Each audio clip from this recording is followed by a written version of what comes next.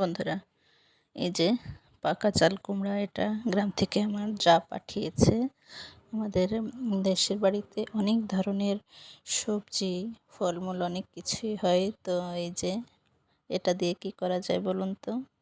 আমার ফ্যামিলির সবাই কিন্তু মোরব্বা খুব পছন্দ করে। আপনি পছন্দ করেন তো অবশ্যই কমেন্টে জানাবেন। তো চলেন মোরব্বা বানাই, সাথে থাকবেন কিন্তু শেষ পর্যন্ত। কেমন হয় অবশ্যই জানাবেন। আমি কিন্তু তেমন একটা ভালো পারি না, কিন্তু খেতে তো হবে, তাই না? তো চলেন কেমন বানাই। এই যে উপরের খোসাটা ছাড়িয়ে বুকের সব বিচিটা ফেলে সুন্দর করে পরিষ্কার করে নিয়েছি। তো এখন কাঁটা চামচ দিয়ে সুন্দর করে কাচতে হবে, এটা আমরা অনেকেই জানি, তাই না?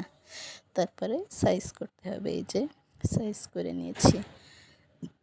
এখন সিদ্ধ করে সুন্দর করে পানিটা ঝরিয়ে ফেলতে হবে, একেবারে যেন একটু পানি না থাকে। তারপর ফ্রাই প্যানে একটু ঘি দিয়ে, অবশ্যই ঘি দেবেন টেস্টের জন্য, কারণ একটা কিছু খেতে হলে অবশ্যই ভালো করে খেতে হবে কিন্তু। তো ঘি দিয়ে ঠিক এইভাবে লাল লাল করে ভাজা ভাজা করে ফেলবেন। তো এই দেখেন লাল হয়ে গিয়েছে একেবারে, আর দারুণ একটা স্মেল এসেছে। আমি ছিটিয়ে দিয়েছি পরিমাণ মতো লবণ।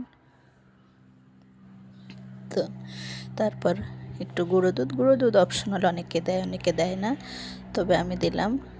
তো একটা তেজপাতা দিতে পারেন উপরে, গরম মশলা গুঁড়া, আর চিনির পরিমাণটা একটু বেশি লাগবে। তো যে যেমন খান স্বাদ মতো চিনি দিবেন। তো চিনি দিবেন আর নাড়তে থাকবেন। তারপরে নাড়তে নাড়তে একেবারে রসটা শুকিয়ে যাবে।